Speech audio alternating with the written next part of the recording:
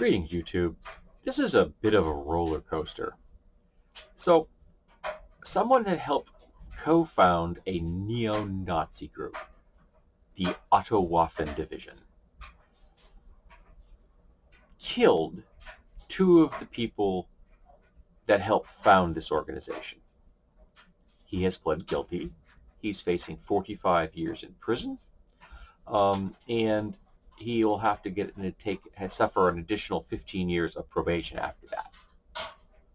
So if he serves his entire sentence, which maybe he will, maybe he won't, he'll be getting out when he's 69 and be on probation until he's 84. His life is over. He's thrown it away.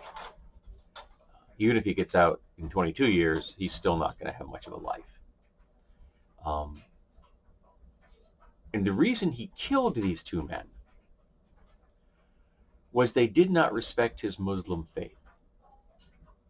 So we have a Muslim man, someone that's following the teachings of Islam, of Muhammad, of the Quran, co-founding a neo-Nazi group, which are absolutely 100% inherently Christian nationalists,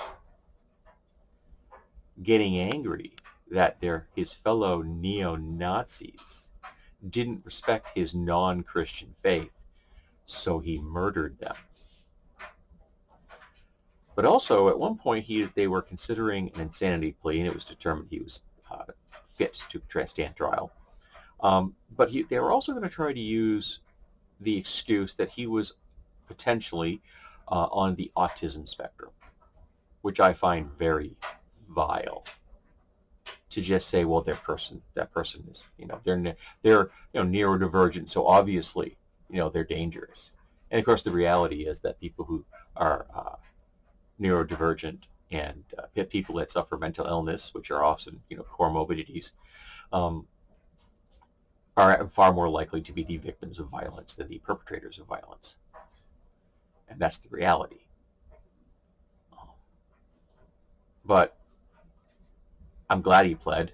I'm glad that this didn't have to go to trial. It saved a lot of money. He murdered two dudes. He didn't ever really deny murdering two dudes. The cops. She showed the cops where the bodies were. So yeah, it's pretty cut and dried in my book. Why you fight it, I don't know, but someone was going to consider doing it.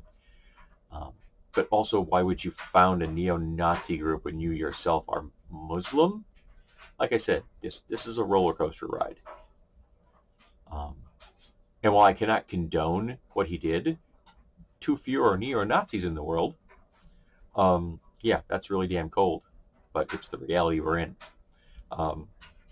So I think this is just a great example of how these types of organizations and the people that want to join them, create them, are inherently unbalanced, and they're not stable, and there's a reason that they often implode or shatter and become different branches. I once heard a quote that the truest sign that something is a subculture is that it begins to divide itself into smaller subcultures. Maybe that's true with the neo-Nazis as well.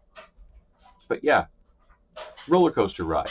Muslim helps found a neo-Nazi group, and he murders two of the people that helped him found it, and he pleads guilty, and he's going to spend 45 years in prison and then 15 years on probation. His life is over, and this is the reality that we're in.